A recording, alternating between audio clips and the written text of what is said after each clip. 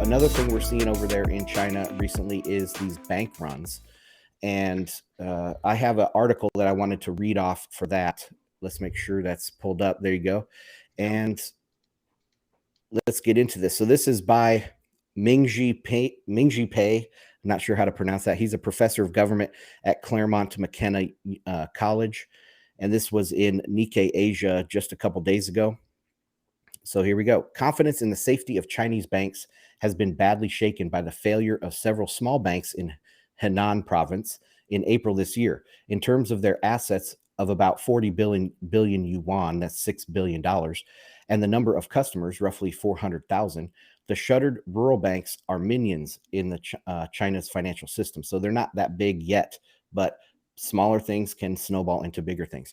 The explosion of these poorly supervised and likely corruption-ridden financial institutions should not be surprising.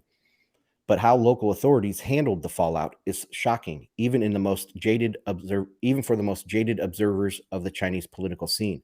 Instead of compensating the depositors, who were entitled up to 500,000 yuan, according to government regulations, officials in Henan have done everything imaginable to silence them. They initially restricted the movement of the depositors by turning the COVID test code on their smartphones red, which effectively made it impossible for them to take public transportation or even drive their own cars. A public outcry forced the Henan government to abandon this abusive tactic. That sounds a little bit like Canada or Australia or even some European countries. Anyways, but when several hundred depositors unable to gain access to their savings in the failed banks gathered on July 10th to protest in front of the People's Bank branch office in Shenzhou, the capital of Henan, local officials sent in a large number of thugs who viciously assaulted the depositors, with uniformed police officers looking on. Ever since China began to binge on debt to fuel its growth in 2009, many have wondered how long the party could go on. And I've argued that it's been going, they didn't just start in 2009. You know, China was built on at least 20 or 30 years of a credit bubble. To the chagrin of many bearish observers, predictions of a financial crisis have not panned out. Today, China's banking system is still standing despite a debt to GDP ratio of 264%.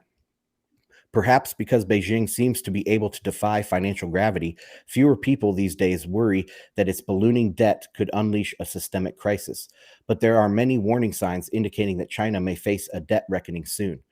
Weak supervision, poor risk management, and corruption that likely drove the small rural banks in Henan into insolvency are systemic among the country's nearly 4,000 small and medium-sized banks, with nearly $14 trillion in assets.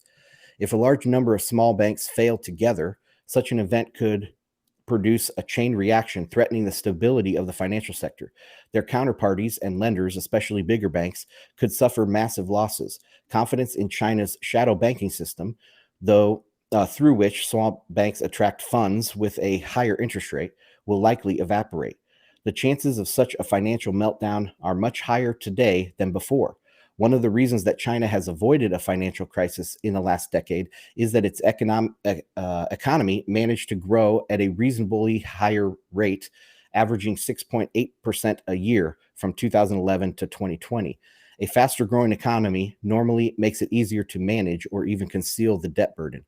But as the Chinese economy is now slowing down rapidly, in part due to Beijing's zero COVID policy, the debt bomb is ticking much louder.